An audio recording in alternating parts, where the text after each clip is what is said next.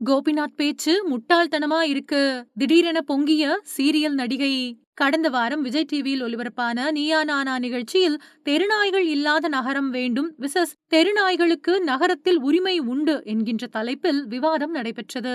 இதில் படவா கோபி, நடிகை அம்மு என பலர் கலந்து கொண்டு நாய்களுக்கு ஆதரவாக பேசிய சில விஷயம் இணையத்தில் வைரலாகி பலரும் அவர்களை ட்ரோல் செய்து வருகின்ற நிலையில் சீரியல் நடிகை சந்தியா தனது இன்ஸ்டாகிராமில் வீடியோ வெளியிட்டு கோபிநாத்தை கிழி கிழி என்று கிழித்துள்ளார்.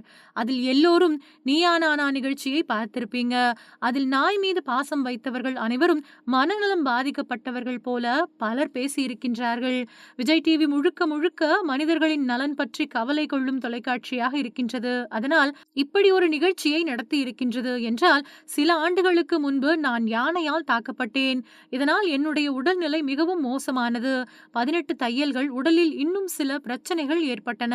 அந்த நேரத்தில் நீயா நானாவில் ஒரு நிகழ்ச்சி நடத்தப்பட்டது. அப்போது அதில் கலந்து கொண்டு பேசியவர்கள் அனைவரும் என்னை குற்றவாளியாக்கி பேசினார்கள்.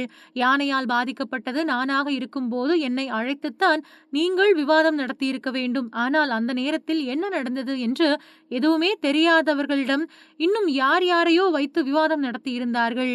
இது எந்த வகையில் நியாயம்? இப்போது அந்த விஷயத்தை தோண்டி எடுத்து எனக்கு நியாயத்தை நீங்கள் சொல்லியே ஆக வேண்டும்.